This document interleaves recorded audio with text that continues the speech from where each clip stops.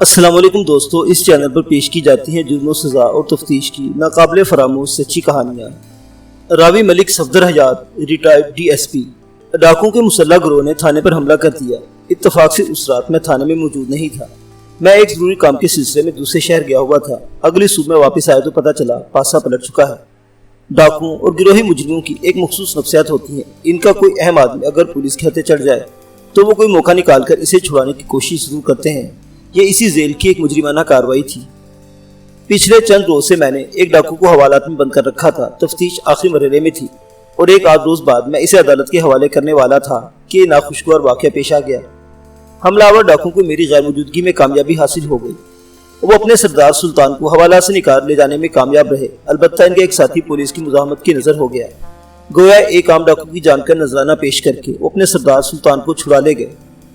مجھے تھانے میں قدم رکھتے ہی ان حالات کا علم ہوا تو میں نے اپنے نائب کو کمرے میں بلا لیا۔ وہ ایک انسپیکٹر تھا، شمشاد علی۔ میں نے غصے لہجے میں اسے استفسار کیا۔ میں تو تھانہ تم پر چھوڑ کر گیا تھا، پھر یہ سب کیسے ہو گیا؟ سر، ہم نے مقابلہ کرنے کی پوری کوشش کی، وہ ندامت آمیز آواز میں بولا، اور دو طرفہ فائرنگ کے نتیجے میں ڈاکوؤں کا ایک ساتھی مارا گیا۔ اور میں نے اس ڈاکو کی لاش کا اچار تو نہیں ڈالنا؟ میں نے ایسا ہی کی، بات پوری ہونے سے پہلے ہی کہہ دیا۔ وہ لوگ زیر حراست اپنے سردار کو چھڑا لے گئے۔ سب سے اہم اور افسوسناک بات یہی ہے، ایسا ہی نے شرمندگی سے گردن جھکا دی۔ میں اس واقعے سے بہت اپسیٹ ہوا تھا۔ سلطان ڈاکو کو زیر دام لانے کے لیے میں نے کتنے پاپڑ بیلے تھے یہ میں ہی جانتا تھا، اور اب جبکہ میں اسے ایک بھرپور چالان کے ساتھ قانون کے حوالے کرنے والا تھا تو اس کے ساتھ اسے تھانے کے حوالات سے نکال کر لے گئے تھے۔ یہ ایک ناقابل تلافی نقصان تھا۔ یہ افسوسناک واقعہ کتنے بجے پیش آیا؟ میں نے ایس آئی سے پوچھا۔ اس نے بتایا لگ بھگ 4 بجے صبح۔ اس زمانے میں آج کے تھانوں کی طرح اتنا زیادہ عملہ نہیں ہوا کرتا تھا۔ مذکورہ تھانے میں میرے علاوہ sub inspector Shamshad Ali, A S I Mumtaz Khan, حوالدار اور 4-5 کانسٹیبلز تھے۔ اس نفری کے حساب سے میں نے شمشاد علی سے پوچھا، حملہ اور ڈاکوؤں کی تعداد کیا تھی؟ نصف درجہ سے زیادہ تھی، وہ کمزور سی آواز میں بولا۔ ایک ڈاکو فائرنگ کے دوران مارا گیا اور وہ لوگ سلطان کو حوالات سے نکال کر لے گئے۔ میں نے نہایت برہمی سے کہا، ان کی تعداد پوری رہی، ہم سراسر گھاٹے میں رہے۔ سر، ہم کوشش کر رہے ہیں۔ سب انسپیکٹر نے مجھے ٹھنڈا کرنے کی کوشش کی، جلدی ڈاکوؤں کا سراغ مل جائے گا۔ میں نے سخت لہجے میں سوال کیا، اب تک تم لوگوں نے کیا کوشش کی ہے؟ میں نے کھوجی کو تھانہ بلوا کر کام پر لگا دیا ہے، اس نے جواب دیا۔ وزیر علی نامی وہ کھوجی اپنے کام کا ماہر اور تجربہ کار شخص تھا۔ بعض معاملات میں اس نے ناقابل یقین حد تک قانون کی مدد کی تھی۔ میں اس کے ریکارڈ سے اچھی طرح واقف تھا اور اس کے کارناموں کی قدر کرتا تھا۔ میں نے سب انسپیکٹر سے دریافت کیا، کیا صرف ایک کھوجی پر انحصار کیا جا سکتا ہے؟ ہم نے ڈاکوؤں کے فرار ہوتے ہی ان کا تعاقب بھی کیا تھا، جو کہ ناکامیاب رہا۔ میں نے طنزی انداز میں کہا، جناب وہ سب کے سب چاق و چوبند گھوڑوں پر سوار تھے۔ ایسا ہی نہیں کہا، ہمارے 2 جوانوں نے ان کا پیچھا کیا کیونکہ ہمارے پاس اس وقت یہی 2 گھوڑے تھے اور ان گھوڑوں کی صحت بھی آپ سے ڈھکی چھپی نہیں۔ بات ختم کر کے وہ دوبارہ خاموش ہو گیا۔ میں نے زیادہ گرجنا برسنا مناسب نہ سمجھا اور گہری سوچ میں ڈوب گیا۔ اس وقت دن کے 11 بج رہے تھے اور یہ واردات صبح 4 بجے پیش آئی تھی۔ گویا ان گزرے ہوئے 7 گھنٹوں میں وہ ڈاکو کہیں کے کہیں نکل گئے ہوں گے اور این ممکن تھا وہ کسی محفوظ پناہگاہ میں پہنچ چکے ہوں۔ تھانہ پہنچتے ہی سب سے پہلے مجھے ڈاکو کی اس کارروائی کی اطلاع ملی تو میں نے سب سے پہلے جا کر حوالات کا معائنہ کیا تھا اور حوالدار سے ضروری سوالات بھی کیے تھے۔ اپنے عملے کے بیانات یہی نتیجہ اخذ ہوا کہ ڈاکو نے آنن فانن گن پوائنٹ پر وہ کارروائی کی تھی۔ تھانے کے عملے نے ڈٹ کر مقابلہ کیا تھا، ہم بدقسمتی سے کامیابی حملہ آوروں کے حصے میں آئی۔ سانپ نکل چکا تھا، اس لیے فی الحال رسی پیٹنے کا کوئی فائدہ نہیں تھا۔ اپنے عملے سے تفصیلی سوالوں جو بعد میں بھی ہو سکتے تھے، پہلی فرصت میں مجھے ڈاکو تک پہنچنا تھا۔ یہ بہت ہی افسوسناک سبکی والا معاملہ تھا۔ اگر اس رات میں تھانے میں موجود ہوتا تو شاید یہ واقعہ پیش نہ آیا ہوتا یا اس انداز میں پیش نہ آتا۔ میں اپنی اور اپنے عملے کی جان داؤ پر لگا کر حملہ آوروں کو روکنے کی کوشش کرتا۔ بہرحال جو ہونا تھا وہ ہو چکا۔ میں نے سب انسپیکٹر سے پوچھا، کھوجی کو کب روانہ کیا تم نے؟ صبح 8 بجے، اس نے بتایا۔ اس کے ساتھ اے ایس آئی نوازش اور کانسٹیبل نثار بھی ہیں۔ موسم اچھا ہے، مجھے امید ہے کہ اچھے اور مفید نتائج برآمد ہوں گے۔ اللہ کرے ایسا ہی ہو، میں نے کہا اور سب انسپیکٹر کو اپنے کمرے سے رخصت کر دیا۔ وہ فروری کا مہینہ تھا اور سردی بھی پوری طرح ختم نہیں ہوئی تھی۔ دن تو معتدل رہتا لیکن شام ہوتے ہی خنکی شروع ہو جاتی اور رات کو بھی خاصی ٹھنڈ ہو جاتی۔ میں حال واقعے کے بارے میں سوچنے لگا۔ سلطان ڈاکو نے آس پاس کے علاقے میں بہت افراتفری مچا رکھی تھی۔ میں کم و بیش 1 سال سے اس کے پیچھے لگا ہوا تھا اور اسی کوشش کے نتیجے میں وہ چند روز پہلے میرے ہتھے چڑھ گیا تھا۔ اگر میں سلطان ڈاکو اور اس کے کارناموں کی تفصیل میں چلا گیا تو کئی کہانیوں کے دروازے کھل جائیں گے اور ان راستوں میں اصل داستان کہیں کھو کر رہ جائے گی۔ ڈاکو سلطان ایک ایسا خطرناک مجرم تھا جو میرے قابو میں آنے کے بعد ہاتھ سے نکل چکا تھا۔ زخمی سانپ اور چھوٹا ہوا مجرم نہایت ہی خوفناک ہو جاتے ہیں اور مجھے اسی خطرناک ڈاکو کو دوبارہ گرفت میں لانا تھا۔ 1 گھنٹے کے بعد اطلاع ملی کہ کھوجی وزیر علی واپس آ گیا ہے۔ میں نے اسے فوراً اپنے کمرے میں بلا لیا۔ ASI نوازش اور کانسٹیبل نثار اس کے ساتھ تھے، لہٰذا میں نے انہیں بھی طلب کر لیا۔ کھوجی نے جو رپورٹ پیش کی اس کا خلاصہ اس طرح ہے۔ گھڑسوار ڈاکو کا کھرا نکالنے میں کھوجی کی خاطر خواہ کامیابی حاصل ہوئی۔ میرے تھانے کے مشرقی جانب لگ بھگ 1 میل کے فاصلے پر جنگل شروع ہو جاتا تھا۔ کھوجی کے مطابق مسلح گھڑسوار اسی جنگل کی سمت فرار ہوئے تھے۔ اس نے فرار ہونے والے گھوڑوں کی تعداد 6 بتائی۔ گھڑسواروں کی تعداد کے بارے میں حتمی طور پر کچھ نہیں کہا جا سکتا، وہ 6 بھی ہو سکتے تھے اور 12 بھی۔ بہرحال سب انسپیکٹر کی زبانی مجھے معلوم ہو چکا تھا کہ وہ 6 آئے تھے اور 6 ہی واپس گئے، یعنی 1 گھوڑے پر 1۔ خیر کھوجی کی فراہم کردہ اطلاع کافی سنسی خیز تھی کہ وہ ڈاکو جنگل کی طرف فرار ہوئے تھے۔ میں نے چند روز قبل ایک زبردست مارکے کے بعد اسی جنگل سے سلطان کو گرفتار کیا تھا۔ ایک طرح سے اسے ڈاکو کی انتقامی کارروائی بھی کہا جا سکتا تھا۔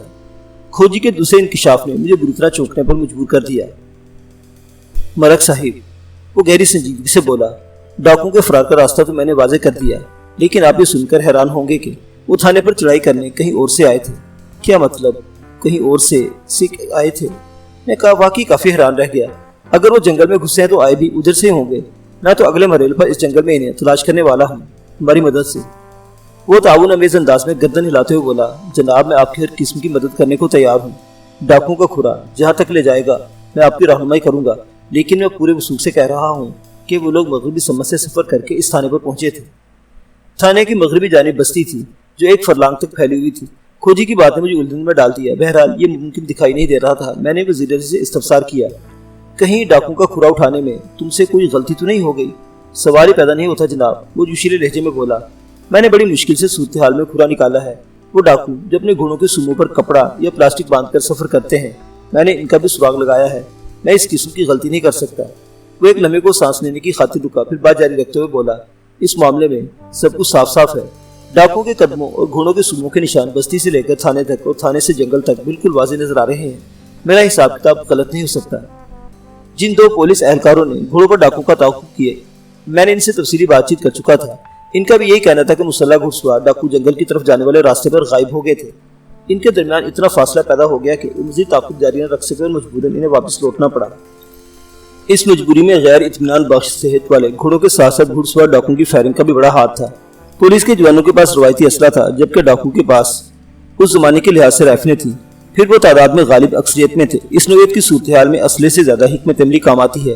اگر میں تھانے میں موجود ہوتا تو وہ اتنی آسانی سے کامیابی حاصل نہیں کر سکتے تھے۔ وزیر علی کی بات مجھے ہضم نہیں ہو رہی تھی کہ وہ ڈاکو بستی کی جانب سفر کر کے تھانے تک پہنچے تھے۔ میں نے کہا، کیا تمہیں یقین ہے کہ وہ لوگ بستی سے آئے تھے؟ 16 آنے یقین ہے سرکار۔ وہ اپنے ہاتھ پر ہاتھ مارتے ہوئے بولا، اگر آپ کو میری بات پر اعتبار نہ ہو تو اپنے بندوں سے پوچھ لیں۔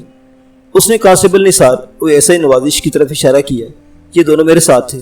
آپ کو حکم ہو تو میں جنگل میں بھی آگے تک ان کا کھرا نکالوں گا۔ وہ تو تمہیں کرنا ہی ہوگا، میں ہاتھ پر ہاتھ رکھے تو نہیں بیٹھا رہوں گا، میں نے کہا۔ پھر پوچھا، بستی کی سمت پایا جانے والا کھرا کہاں جا کر ختم ہوتا ہے؟ یہ سوال میں نے اس لیے کیا تھا کہ مجھے یہ معلوم ہو سکے آیا وہ ڈاکو اس بستی سے آئے تھے یا پھر کہیں اور سے آئے تھے اور بستی کے نزدیک سے ان کا صرف گزر ہوا تھا۔ کھوجی وزیر علی کے بجائے ASI نوازش نے کہا، اس کا لہجہ خاصا انکشاف انگیز تھا۔ ملک صاحب، کھوجی نے جو کھرا نکالا ہے وہ خوشیہ کے گھر پر جا کر ختم ہوتا ہے۔ یہ خوشیہ کون ہے؟ بے اختیار میرے منہ سے نکل گیا۔ ASI نے بتایا، ایک بوڑھا شخص ہے جو اپنی بیوی اور جوان بیٹی کے ساتھ بستی کے گھر میں رہتا ہے۔ یہ گھر بستی کے آخری کنارے پر آبادی سے ذرا ہٹ کر واقع ہے۔ یہ خاصی اہم اور سنسنی خیز اطلاع تھی۔ اس سے یہی ظاہر ہوتا تھا کہ ڈاکو نے خوشیہ کے گھر میں کچھ وقت گزارا تھا۔ میں نے مزید معلومات کی خاطر دریافت کیا، آپ لوگوں نے خوشیہ سے کسی قسم کی پوچھ گچھ کی ہے؟ ASI نے جواب دیا، ملک صاحب، ابھی تک ہم نے خوشیہ سے کوئی سوال نہیں کیا، ہم آپ کی واپسی کا انتظار کر رہے تھے۔ آپ نے صبح آنے کو کہا تھا۔ میں جس کام سے دوسرے شہر گیا تھا، اگر اس میں کچھ پیچیدگی پیدا نہ ہو جاتی تو میں صبح ہی اپنے تھانے پہنچ چکا ہوتا۔ بہرحال میں SP علاقہ کے حکم پر وہ کام نمٹانے گیا تھا، اس لیے اسے ادھورا چھوڑ کر واپس نہیں آ سکتا تھا۔ میں دوبارہ کھوجی وزیر علی کی جانب متوجہ ہو گیا۔ وزیر علی، تمہارا کہنا ہے وہ ڈاکو خوشیہ کے گھر سے سفر کر کے تھانے پہنچے اور یہاں کے حوالات میں سے اپنے سردار کو چھڑا کر جنگل کی طرف فرار ہو گئے۔ کیا تم نے یہ بات معلوم کرنے کی کوشش کی کہ وہ خوشیہ کے گھر کب اور کہاں سے آئے تھے؟ اس نے نفی میں گردن ہلاتے ہوئے کہا، فی الحال اس سلسلے میں نے کوئی کوشش نہیں کی۔ آپ کو حکم ہو تو میں اپنے تجربے کو کام میں لا کر کم از کم یہ ضرور پتا چلا لوں گا کہ وہ کس سمت سے سفر کر کے خوشیہ کے گھر پہنچے تھے۔ اگر انہیں وہاں آئے زیادہ وقت نہیں گزرا تو ان کا کھرا سلامت ہوگا۔ ASI نے وضاحت امیز انداز میں کہا، ملک صاحب، بستی ہمارے تھانے سے مغربی جانب واقع ہے۔ بستی کے ختم ہوتے ہی کھیتوں کا سلسلہ ہے اور اس کے بعد بڑی نہر کی دوسری سمت بھی کھیت ہی کھیت ہیں۔ آج کل کھیتوں میں فصل بھی کھڑی ہے۔ اگر یہ فرض کر لیا جائے کہ وہ ڈاکو اس طرف سے آئے تھے تو کھیتوں میں ان کا کھرا اٹھانا خاصا مشکل کام ہوگا۔ مشکل اور آسان تو بعد میں دیکھا جائے گا، میں نے کہا، یہ ضروری کارروائی فوراً ہونا چاہیے۔ ٹھیک ہے ملک صاحب، آپ کا جو حکم ہو۔ ASI نوازش فرما برداری سے بولا۔ میں نے نوازش کو اپنے کمرے میں روک کر دوسرے افراد کو باہر جانے کا حکم دیا۔ کھوجی سے میں نے برآمدے میں ٹھہرنے کو کہہ دیا۔ جب میں اور SI کمرے میں رہ گئے تو میں نے اس سے کہا، نوازش علی، تم فوری طور پر SP آفس روانہ ہو جاؤ۔ اس واقعے کی اطلاع وہاں تک پہنچنا ضروری ہے۔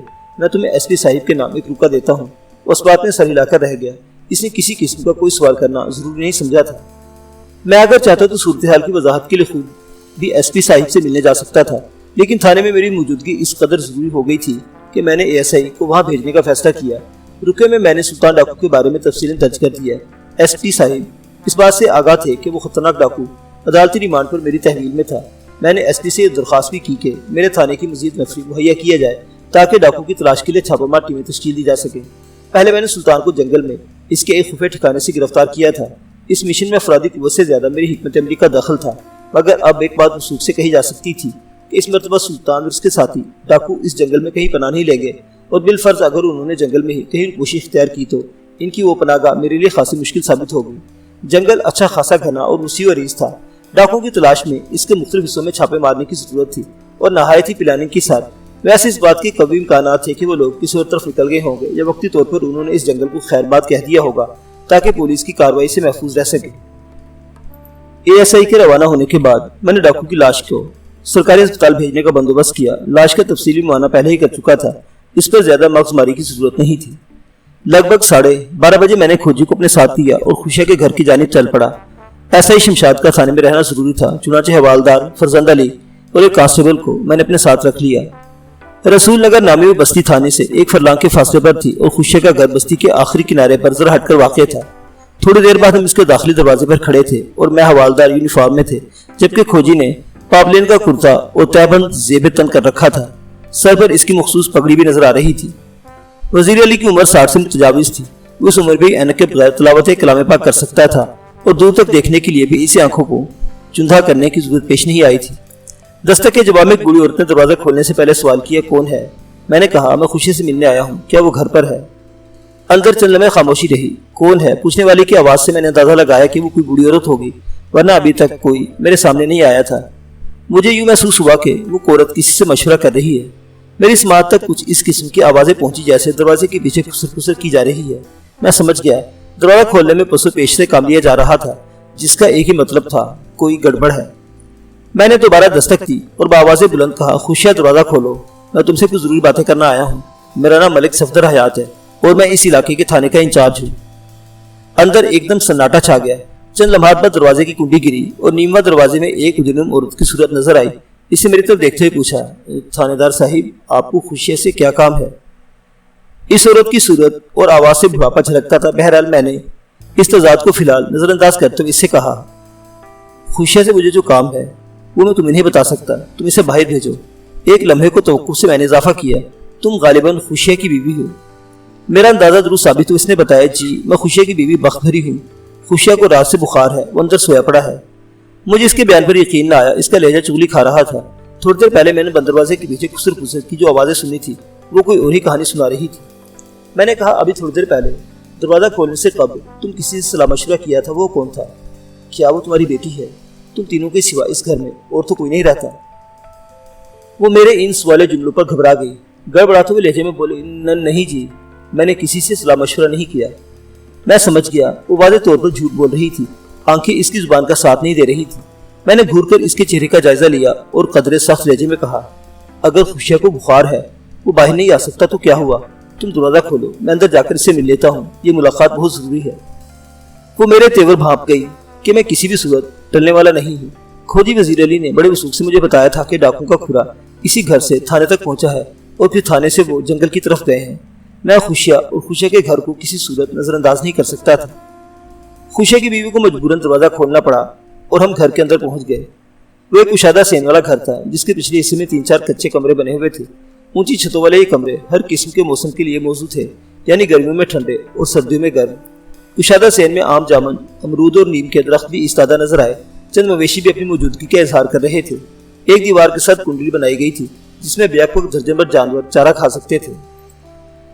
खोजी ने सेन अबूर करते हुए मेरे कान में सरगोशी की, मलक साहिब, मैं इस सेन को भी चेक करना चाहता हूँ। अगर डाकू ने अपने घोड़ों के साथ यहाँ कुछ वक्त गुजारा है तो इसके आसार मिल जाएंगे। मैंने इस बात में गर्दन हिलाते हुए धीमी आवाज में कहा, तुम कांस्टेबल को साथ रखो और अपने काम में मसरूफ हो जाओ।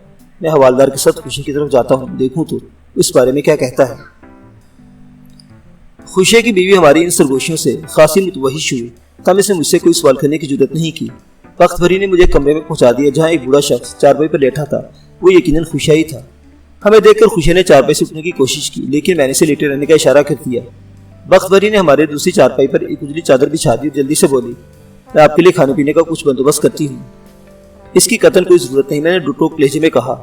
हम सब कुछ खा पी कर आ रहे हैं, तुम थोड़ी देर के लिए कमरे से बाहर चली जाओ। मैं तन्हाई में खुशिया से चंद बातें करना चाहता हूँ। वो खासी जिजबिज नजर आई, ताहम थोड़े से तामुल के बाद वो कमरे से बाहर निकल गई। मैंने हवालदार फजल अली से कहा, तुम इस पर नजर रखो जब तक मैं अपने काम से फारिग नहीं हो जाता। इस घर के किसी मकीन को बाहर नहीं जाना चाहिए और ना ही बाहर से कोई अंदर आए। बैरूनी दरवाजे की निगरानी बहुत जरूरी है। अगर कोई खास बात नोट करो तो फौरन मुझे इत्तला दो। ओके सर, हवालदार ने मुस्तैद लहजे में कहा और कमरे से बाहर निकल गया। आखिर मामला क्या है थानेदार साहिब? खुशिया मरेल सी आवाज में मुस्तफसर हुआ। मैं इसकी जानिब मुतवज्जो हो गया। इस दौरान में वो तके से टेक लगाकर नीम दराज हो गया था। इसकी जाहिरी हालत इस बात की तस्दीक करती थी कि वो इस वक्त बुखार में मुब्तला था। खुशिया की उम्र 65 के करीब थी। इसका पूरा सर सफेद हो चुका था। मैंने इसकी आंखों में झांकते हुए मायनी खेज लहजे में पूछा, खुशिया, मामले के बारे में तुमसे ज्यादा और कौन जानता होगा? ये सवाल तो मुझे तुमसे करना चाहिए। वो अपने सर को थाम कर बोला, पता नहीं आप किस किस्म की बातें कर रहे हैं जनाब। मेरा तो सर पहले ही काबू नहीं, कुछ चक्कर सा आ रहा है। अगर तुम अदाकारी से बाज ना आए तो मुझे दूसरा रास्ता इख्तियार करना पड़ेगा। अचानक मेरा लहजा बेहद संगीन हो गया और तुम्हें इतना मालूम होगा पुलिस वालों को दूसरा रास्ता कितना भयानक और पुरखार होता है। अपनी बूढ़ी हड्डियों पर रहम खाओ। वो घी गया है जनाब, आप मुझसे बड़ी सी बड़ी कसम ले लें। मैं आपसे कोई झूठ बोला है, न किसी किस्म की अदाकारी कर रहा हूँ।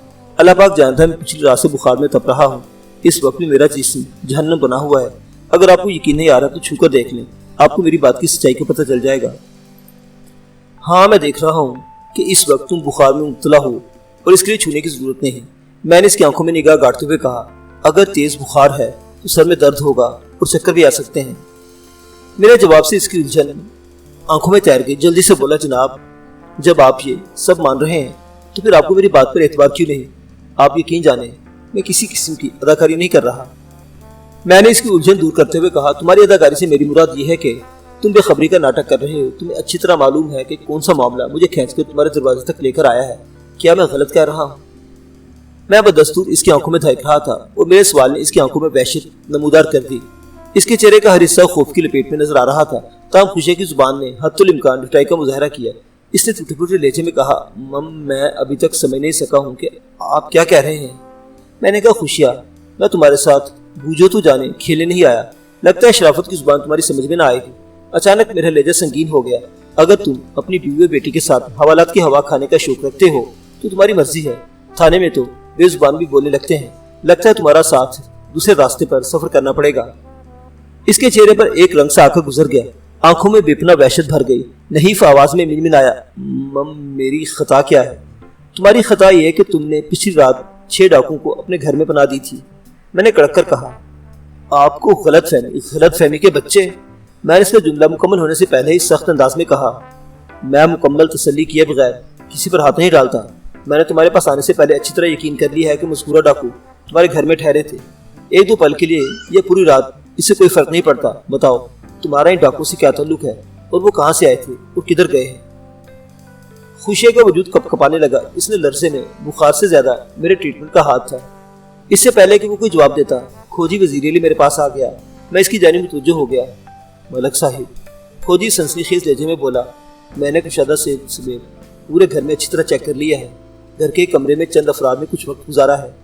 सहन में इनके घोड़ों का खुरा भी मिला है। ये इन्हीं घोड़ों के कदमों के निशानात हैं जो इस घर से निकलकर थाने की तरफ गए थे। सुन रहे हो खुशिया? میں نے طنزیہ لہجے میں کہا، یہ ایک ماہر تجربہ کار کھوجی کا نتیجہ ہے، کیا تم اس حقیقت کو جھٹلا سکتے ہو؟ خوشیہ میرے سوال کا جواب دینے کے بجائے سینے پر ہاتھ رکھ کر کمزور آواز میں ہائے ہائے کرنے لگا۔ میں نے کانسٹیبل سے کہا، اس کی بیوی اور بیٹی کو بلا کر لاؤ۔ جناب اس گھر میں ایک بوڑھی عورت کے سوا اور کوئی بھی نہیں، کانسٹیبل نے کہا، وہی عورت جس نے ہمارے لیے دروازہ کھولا تھا۔ بیٹی تو ہمیں کہیں نظر نہیں آئی۔ ٹھیک ہے، تم بخت بھری کو یہاں بلا لاؤ۔ کانسٹیبل کمرے سے باہر نکل گیا۔ میں نے کھوجی سے کہا، کانسٹیبل واپس آئے، تم اس کے ساتھ چلے جانا۔ یہ معلوم کرنا بہت ضروری ہے کہ وہ ڈاکو کہاں سے گزر کر اس بستی تک پہنچے تھے۔ میں خوشی کا انٹرویو کرتا ہوں، اگر اس نے کوئی جھوٹ بولنے کی کوشش کی تو تمہاری تحقیق سے اس کو پکڑ لیں گے، جنگل کی جانب بعد میں جائیں گے۔ اس راہ کا کھول زیادہ محفوظ رہے گا۔ جب تک ادھر فوری طور پر کام کرنے کی ضرورت ہے، تم بستی سے آگے پھیلے ہوئے کھیتوں کی طرف نکل جاؤ۔ وہ پرمعنی انداز میں سر ہلانے لگا۔ تھوڑی دیر بعد بخت بھری بھی کمرے میں موجود تھی۔ وہ خوشی کی طرف بڑھی، اسے پانی پلایا گیا۔ 10-15 منٹ بعد وہ قدرے سنبھل گیا۔ اس دوران میں کھوجی وزیر علی کانسٹیبل کے ساتھ وہاں سے رخصت ہو چکا تھا۔ میں نے خوشی کا بغور جائزہ لیتے ہوئے بخت بھری سے سوال کیا، تمہاری بیٹی گھر میں موجود نہیں، کیا وہ کہیں گئی ہوئی ہے؟ جی، وہ اپنے ماموں کے گھر چند والی گئی ہوئی ہے، بخت بھری نے اپنے شوہر کی جانب دیکھتے ہوئے کہا۔ چند والی ایک چھوٹا سا گاؤں تھا جو میرے تھانے سے شمال کی سمت واقع تھا۔ بیوی کے جواب پر خوشی نے آنکھیں کھول کر اسے دیکھا، لیکن زبان سے کچھ نہ کہا۔ میں نے اس کی آنکھوں سے جھلکتی سرزنش کو واضح طور پر پڑھ لیا۔ مجھے یوں محسوس ہوا جیسے اسے بخت بھری کا جواب پسند نہ آیا ہو۔ خوشیہ کافی حد تک سمجھ چکا تھا، لہٰذا میں دوبارہ اس کی طرف متوجہ ہو گیا۔ خوشیہ، تم نے ابھی تک میرے سوال کا جواب نہیں دیا۔ میں نے اس کے چہرے پر نگاہ جماتے ہوئے کہا، میرے پاس فالتو وقت نہیں کہ یہاں بیٹھ کر تمہارا چہرہ تکتا رہوں۔ اگر تم تعاون کرنے پر آمادہ نہیں تو میں تم دونوں کو اپنے ساتھ تھانے لے جانے پر مجبور ہوں گا۔ بولو، کیا کہتے ہو؟ ڈاکو کے بارے میں بتانے کا ارادہ ہے یا پھر؟ میں نے دانستہ جملہ ادھورا چھوڑ دیا۔ اس نامکمل جملے کے پیچھے ایک سنگین دھمکی پوشیدہ تھی۔ ڈاکو کے ذکر پر بخت بھری نے چونک کر مجھے دیکھا اور خوشی کے بولنے سے پہلے ہی بول اٹھی، تو آپ ڈاکو کے سلسلے میں یہاں آئے ہیں؟ اس کی آواز میں خوف کی آمیزش تھی۔ پہلے میں نے اس کی غیر موجودگی میں خوشیہ سے ڈاکو کے حوالے سے سوالات کیے تھے، جس کے نتیجے میں وہ ہائے ہائے کرنے لگا تھا۔ بخت بھری کا چونکنا اس بات کا بیان ثبوت تھا کہ اس گھر میں کوئی بڑی گڑبڑ ہوئی تھی۔ میں نے بخت بھری کی طرف دیکھتے ہوئے کہا، سلسلے تو اور بھی بہت ہے بی بی، لیکن فی الحال ڈاکو کا معاملہ زیر غور ہے۔ وہ سراسیمہ نگاہ سے اپنے شوہر کو دیکھنے لگی۔ اس کی ایک نگاہ میں سینکڑوں سوال تھے۔ خوشی نے اچانک رونا شروع کر دیا۔ پتہ نہیں بخت بھری کی نگاہ میں ایسی کون سی بات تھی جس نے خوشی کے آنسو نکال دیے۔ اس کی یہ حرکت میرے لیے خلاف توقع تھی۔ وہ دھواں دھار انداز میں بآواز بلند رو رہا تھا۔ پہلے میں یہی سمجھا کہ اسے شاید تیز بخار کی وجہ سے کوئی دورہ وغیرہ پڑ گیا ہے۔ اونچے درجے کا بخار اگر سر کو چڑھ جائے تو انسان اسی قسم کی کیفیت میں مبتلا ہو سکتا ہے۔ بعض اوقات شدید بخار کے سبب انسان بے ہوش بھی ہو جاتا ہے۔ بے ہوشی کی کیفیت زیادہ خطرناک بھی ہوتی ہے اور اس سے جان جانے کا خطرہ بھی پیدا ہو جاتا ہے۔ بہرحال خوشیہ 2-3 منٹ میں ہی سنبھل گیا۔ اس نے آنسو بھری آنکھوں سے مجھے دیکھا اور گلوگیر آواز میں بولا، تھانے دار صاحب، ہم بے قصور ہیں، ہم نے کوئی جرم نہیں کیا اور نہ ہی ڈاکو کا ساتھ دیا ہے۔ انہوں نے ہمیں مجبور کر دیا تھا۔ وہ اچانک ہی ہمارے گھر میں گھس آئے تھے، ہم ان کے سامنے بے بس ہو گئے تھے۔ بخت بھری سختی کسی کیفیت میں خوشیہ کو دیکھ رہی تھی۔ شاید انہوں نے ڈاکو کے حوالے سے آپس میں زبان بندی کا کوئی عہد کر رکھا تھا۔ جب خوشیہ کی زبان کے بند کھل گئے تو بخت بھری نے سوچا وہ بھی شوہر سے پیچھے کیوں رہے۔ اسے میری جانب دیکھتے ہوئے کہا، تھانے دار صاحب، اس کی آواز بھرائی ہوئی تھی، اگر وہ ہماری بیٹی کو رائفل کے نشانے پر نہ رکھ لیتے تو شاید ہم انہیں اپنے گھر سے نکالنے کی کوشش کرتے۔ ہم سونی کی وجہ سے بہت مجبور ہو گئے تھے۔ بیٹی کے ذکر پر مجھے ایک جھٹکا سا لگا۔ تھوڑی دیر پہلے بخت بھری مجھے بتا چکی تھی کہ اس کی بیٹی اپنے ماموں کے گھر چندوالی گئی ہوئی تھی۔ اس کا ڈاکو کے حوالے سے ذکر چکا دینے والی بات تھی۔ میں خوشی کو نظر انداز کر کے بخت بھری کی جانب متوجہ ہو گیا۔ تمہاری بیٹی کا نام سونی ہے، میں نے تیز لہجے میں دریافت کیا۔ اس نے اس بات میں جواب دیا۔ میں نے پوچھا، تمہاری کتنی بیٹیاں ہیں بخت بھری؟ صرف ایک ہی بیٹی ہے جناب، یہی سونی، وہ رکت آمیز لہجے میں بولی۔ میں نے طنزیہ لہجے میں استفسار کیا، اور وہ کون ہے جو اپنے ماموں یعنی تمہارے بھائی سے ملنے اس کے گھر چند والی گئی ہوئی ہے؟ وہ بری طرح گھبرا گئی۔ سونی ہی تو چند والی۔ وہ یک لخت خاموش ہو گئی اور وحشت زدہ نظر سے مجھے تکنے لگی۔ میں نے خشک لہجے میں کہا، بہت خوب بخت بھری، تمہیں اس عمر میں جھوٹ بولتے ہوئے ذرا شرم نہیں آ رہی؟ سونی تمہاری کس قسم کی اکلوتی بیٹی ہے جو بیک وقت 2 مختلف اور دور دراز گاؤں میں پائی جا رہی ہے؟ یہاں رسول نگر میں ڈاکو اسے رائفل کے نشانے پر رکھ کر تم لوگوں کو تعاون کے لیے مجبور کر دیتے ہیں، اور ادھر چندوالی میں وہ اپنے ماموں کے گھر میں موجود ہے۔ یہ کیسا ماورائی چکر ہے کہ تم مجھے کوئی ہمزاد والی پٹی پڑھانے کی ارادہ رکھتی ہے؟ وہ میری سخت اور چبھتی ہوئی باتیں سن کر گھبرا گئی۔ رکنے زدہ لہجے میں بولی، میرا مطلب یہ تھا کہ بخت بھری، خوشی نے اپنی بیوی کو مخاطب کرتے ہوئے کہا، تم یہاں سے جاؤ، میں خود ہی تھانے دار کو ساری بات بتاتا ہوں۔ جب ڈاکو والی بات چھپی نہیں رہی تو پھر کوئی جھوٹ کیوں بولے؟ اس نے ذرا توقع کر کے پہلو بدلا، پھر خفیف آواز میں بیوی کو اپنی خاطرداری کے بارے میں کچھ ہدایات دینے لگا۔ میرے نانا کرنے کے دوران میں بختبری کمرے سے نکل گئی۔ میں نے حوالدار فضل علی کی طرف مائنس نظر سے دیکھا۔ وہ میری نگاہ میں پوشیدہ اشارے کو سمجھ گیا اور اٹھ کر بختبری کے پیچھے ہی کمرے سے رخصت ہوا۔ اس نے ایک پل میں اندازہ لگا لیا کہ میں بختبری کی نگرانی چاہتا ہوں۔ سلطان ڈاکو کے حوالے سے وہ کچھ کر گزرنے پر آمادہ نظر آ رہا تھا۔ میں دوبارہ خوشیہ کی جانب متوجہ ہو گیا۔ ہاں بھائی خوشیہ، اب تم جلدی سے شروع ہو جاؤ، میں اصل کہانی سننے کے لیے بے چین ہوں۔ وہ تھوڑی دیر تک تعاون امیز نظر سے مجھے تکتا رہا، پھر رک کر اس نے کمزور لہجے میں مجھے کچھ بتایا۔ اس کا خلاصہ آپ کی خدمت میں پیش کرتا ہوں۔ خوشیہ کے مطابق گزشتہ رات وہ اپنی بیوی بختبری اور بیٹی سونی کے ساتھ گھر میں موجود تھا۔ حسب معمول انہوں نے رات کا کھانا کھایا اور تھوڑی دیر بعد سونے کے لیے لیٹ گئے۔ گاؤں دیہات میں لوگوں کے پاس زیادہ کام نہیں ہوتا۔ ہر شخص کی روزمرہ مصروفیات بھی طے شدہ ہوتی ہیں، جس میں موسموں کے تغیر و تبدل سے صرف اتنا فرق آتا ہے کہ ان کے جملہ کام 1-2 گھنٹے کی کمی بیشی سے انجام پانے لگتے ہیں، باقی سب کچھ معمول کے مطابق چلتا رہتا ہے۔ رات میں اور خاص طور موسم سرما کی رات میں لوگ بہت جلد اپنے بستر میں جا پہنچتے ہیں۔ شہری زندگی میں آدھی رات تک اور بسا اوقات اس سے بھی دیر جاگنا صحت کا کباڑا ہے۔ جلدی سونا اور جلدی اٹھنا گاؤں کے ہر باسی کا معمول ہوتا ہے۔ خوشی اور اس کی بیوی بیٹی بھی رات کے پہلے پہر سونے کے لیے لیٹ گئے اور جلد ہی نیند کی پرکیف وادی نے ان پر اپنے دروازے وا کر دیے۔ سونی کی عمر 21-22 کے درمیان تھی۔ یہ بھرپور جوانی کی عمر ہوتی ہے اور گاؤں دیہات کی خالص فضا کی تازگی سے ہم آہنگ ہو کر عجیب بہار دکھاتی ہے۔ مرد ہو یا زن، اس عمر میں سب پر جوانی ٹوٹ کر برستی ہے۔ سونی اس میں بامسمہ تھی۔ خوشی اور بختبری بھی ایک کمرے میں سوتے تھے، جبکہ سونی دوسرے کمرے میں۔ بختبری نے قیمت پر سونی سے کہا کہ وہ اکیلی نہ سویا کرے، لیکن وہ یہ کہہ کر ٹال جاتی کہ ابا یعنی خوشی کی موجودگی میں والدین کے کمرے میں سونا اسے اچھا نہیں لگتا۔ پھر وہ یہ بھی دلیل دیتی تھی کہ اس کا کمرہ ان کے کمرے سے زیادہ دور تھوڑی ہے۔ در حقیقت وہ دونوں کمرے ایک دوسرے سے ملے ہوئے تھے اور دونوں کے درمیانی دیوار میں ایک دروازہ بھی تھا، جہاں سے بآسانی کمرے سے نکلے بغیر ادھر سے ادھر آیا جا سکتا تھا۔ سونی یہ بات کہہ کر ماں کو مطمئن کر دیتی کہ بیچ کا دروازہ تو کھلا ہی رہتا ہے، اگر کوئی ایسی بات ہو تو وہ فوراً انہیں مطلع کر دے گی۔ الغرض وقوع کی رات کو لوگ اپنے اپنے کمروں میں پرسکون سو رہے تھے کہ رات کی کسی پر خوشیہ کی آنکھ کھل گئی۔ یہ ایک خلاف معمول بات تھی۔ وہ رات کا سویا اذان فجر کے وقت ہی اٹھتا تھا۔ اسے دوسری چارپائی کے اوپر سوئی ہوئی بختبری کو جگایا۔ اس طرح جھنجھوڑ کر اٹھائے جانے پر بوکھلا اٹھی۔ کیا ہو گیا خوشیہ؟ اس نے آنکھیں ملتے ہوئے جھنجھلاہٹ آمیز لہجے میں پوچھا۔ خوشیہ نے ہونٹوں پر انگلی رکھ کر اسے خاموش رہنے کا اشارہ کیا اور نیچے آواز میں بولا، میں محسوس کر رہا ہوں گھر میں کوئی گڑبڑ ہے۔ کیسی گڑبڑ؟ بختبری نے بھی جواباً سرگوشانہ انداز میں پوچھا اور سونی کے کمرے میں کھلنے والے مشترکہ دروازے کی طرف دیکھنے لگی۔ بختبری ایک ماں تھی اور گڑبڑ کے حوالے سے آپ کو اس کا دھیان سونی کی طرف چلا گیا تھا۔ مذکورہ دروازہ بھیڑا ہوا تھا، تاہم اسے کنڈی نہیں لگائی گئی تھی۔ خوشیہ نے آواز دبا کر کہا، میں نے تھوڑی دیر پہلے کسی دوسرے کمرے کی طرف سے آوازیں سنی ہیں، شاید انہی آوازوں کی وجہ سے میری آنکھ کھل گئی۔ ایک لمحے کو رک کر اسے اضافہ کیا، میں محسوس کر رہا ہوں ہمارے علاوہ بھی کچھ لوگ اس گھر میں موجود ہیں۔ تم ڈرانے والی باتیں کر رہے ہو خوشیہ؟ بختبری کی آواز میں سراسیمگی تھی۔ اس صورتحال نے سے پوری طرح بیدار کر دیا تھا۔ میں سونی کو جا کر دیکھتی ہوں، وہ تشویش بھرے لہجے میں بولی اور چارپائی سے نیچے اتر آئی۔ ٹھیک ہے، تم اس کی خیریت معلوم کرو۔ خوشیہ نے بستر چھوڑ دیا، پھر گھر کے دوسرے حصوں میں جا کر دیکھتے ہیں۔ اگلے 2 منٹ کے اندر یہ انکشاف ہو گیا کہ سونی اپنے کمرے میں موجود نہیں تھی۔ اس صورتحال نے بوڑھے والدین کو گہری تشویش میں مبتلا کر دیا۔ وہ اپنے کمرے سے سین میں نکل آئے اور اس وقت انہیں حیرت کا شدید جھٹکا سا لگا۔ سین میں نیف درجن گھوڑے دیکھ کر وہ شدید الجھن میں پڑ گئے۔ اس وقت ایک کمرے میں سے چند افراد کے بولنے کی آوازیں آنے لگی۔ وہ دونوں کمان سے نکلے ہوئے تیروں کی طرح مذکورہ کمرے کی جانب بڑھ گئے، کیونکہ سنائی دینے والی آوازوں میں سونی کی آواز بھی شامل تھی۔ اس کمرے کے وحشتناک منظر نے ان کی پریشانی میں 1000 گنا اضافہ کر دیا۔ 6 ڈاکوؤں نے سونی کو اپنے نرغے میں لے رکھا تھا۔ ان ظالموں نے پتہ نہیں کس طرح وہاں ایک دیا بھی روشن کر لیا تھا۔ اس سلسلے میں انہوں نے سونی کی مدد حاصل کی ہوگی۔ دیے کی ناکافی روشنی میں سونی کی صورت خوف و دہشت کی علامت بن کر رہ گئی تھی۔ خوشی اور بختبری ڈاکو کی نظر سے چھپے نہ رہ سکے اور انہیں بھی بے بس کر دیا گیا۔ تھوڑی دیر بعد 3 ڈاکو سونی اور بختبری کے پاس ہی رک گئے اور باقی 3 خوشی کے ساتھ والے کمرے میں آ گئے۔ کمرے میں پہنچنے کے بعد وہ ڈاکو دروازے کے قریب کھڑے ہو گئے۔ تیسرا خوشی سے مذاکرات کرنے لگا۔ اگر تم لوگوں کو کوئی نقصان نہیں پہنچائے گے، ایک ڈاکو نے سخت لہجے میں کہا، شرط یہ ہے کہ تم ہمارے ساتھ تعاون کرو۔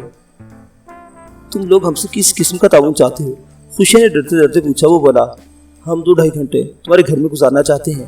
اگر تم لوگوں نے شرافت کا ثبوت دیا، تم جیسے خاموشی سے آئے ہیں بالکل ویسے ہی یہاں سے رخصت بھی ہو جائیں گے، لیکن کسی گڑبڑ یا تمہاری چالاکیوں کی صورت میں تم تینوں جان سے جاؤ گے۔ بولو کیا ارادہ ہے؟ اس موقع پر کوئی بھی کمزور اور شریف انسان کسی خطرناک انسان کے ارادے کا اظہار نہیں کر سکتا۔ خوشیہ نے کہا ٹھیک ہے، تم جب تک چاہو یہاں رک جاؤ، میری بیٹی بیوی کو کوئی تکلیف یا نقصان نہیں پہنچنا چاہیے، ان کا بال بھی بانکا نہیں ہوگا۔ ڈاکو نے ٹھوس لہجے میں کہا۔ اپنے عمل سے ان کا سرکونا نظر آتا تھا۔ دوسرے 5 اسے بہت تعظیم دے رہے تھے۔ اگلے چند لمحات میں خوشیوں کو پتہ چل گیا کہ وہ لوگ کس طرح گھر میں داخل ہوئے تھے اور سونی کو انہوں نے کیسے ٹریپ کیا۔ گھر کے صحن کے اندر ایک کونے میں دیہاتی ٹوائلٹ بنا ہوا تھا۔ جس وقت لوگ گھر میں صحن میں پہنچے، سونی ضرورت کے تحت ٹوائلٹ میں موجود تھی۔ وہ جیسے ہی باہر آئے اسے گن پوائنٹ پر رکھ لیا، پھر اسے دھکیلتے ہوئے ایک کمرے میں لے گئے۔ گھر میں داخلے کے لیے انہوں نے روایتی طریقہ اپنایا تھا، یعنی ایک شخص صحن کی دیوار کود کر گھر کے صحن میں پہنچا، پھر اس میں ساتھیوں کے لیے داخلی دروازہ کھول دیا۔ اگلے ہی لمحے 6 گھوڑے اور گھڑ سوار صحن میں موجود تھے اور داخلی دروازے کو دوبارہ بند کر دیا گیا۔ خوشیوں کو جب یہ معلوم ہوا کہ ان کی جان اور عزت کو کوئی سنگین خطرہ لاحق نہیں تو اس کے خوف میں واضح کمی ہو گئی اور اسے ڈاکو کا سردار نظر آنے والے شخص سے استفسار کیا، آپ لوگ کون ہیں اور کہاں سے آئے ہیں؟ کیا تمہیں ابھی تک ہماری حلیوں سے کچھ اندازہ نہیں ہوا؟ اندازہ تو میں لگا چکا ہوں، خوشی نے سر کو تفہیمی جنبش دی۔ تم لوگوں کی حلیوں تو پہلے ڈاکو ظاہر کر رہے ہیں، میں یہ پوچھ رہا ہوں تم لوگ کہاں ڈاکہ ڈالنے جا رہے ہیں؟ اوے بڈھے، شکل سے تم اتنے احمق نظر نہیں آتے۔ ڈاکو کے سربراہ نے سخت لہجے میں کہا کہ ہم تمہیں بتا دیں کہ کہاں سے آ رہے ہیں، کہاں ڈاکہ ڈالیں گے اور اس کے بعد کس طرف کا رخ کریں گے، کہ تمہیں ہمیں اتنا ہی بیوقوف سمجھ رکھا ہے۔ ڈاکو کی ڈانٹ پھٹکار نے خوشیہ کو خاموش کر دیا۔ ڈاکو کے تیور بتاتے تھے کہ اگر خوشیہ نے مزید کوئی سوال کیا تو وہ آپے سے باہر ہو جائے گا، اور ڈاکو کا آپے سے باہر ہو جانا نہایت ہی خطرناک ثابت ہو سکتا ہے۔ اسے اپنی جان کی زیادہ پرواہ نہیں ہوتی۔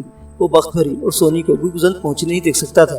ان نازک لمحات میں تینوں پوری طرح ڈاکو کے رحم و کرم پر تھے، لہذا خوشیہ کا چپ ساتھ لینا ہی وقت کی ضرورت، مصلحت کا تقاضا اور دانش مندی کا شیوا تھا۔ لگ بھگ 2 گھنٹے وہاں گزارنے کے بعد جب ڈاکو خوشی کے گھر سے رخصت ہونے لگے تو انہوں نے سونی کو اپنے ساتھ لے جانے کا فیصلہ کیا۔ یہ تو سراسر زیادتی ہے، خوشی چیخ اٹھا، ہم نے آپ لوگوں سے ہر ممکنہ تعاون کیا، آپ میری بیٹی کو چھوڑ دیں اور خاموشی سے اپنی راہ لیں۔ معزز سامعین حضرات، کہانی ابھی جاری ہے۔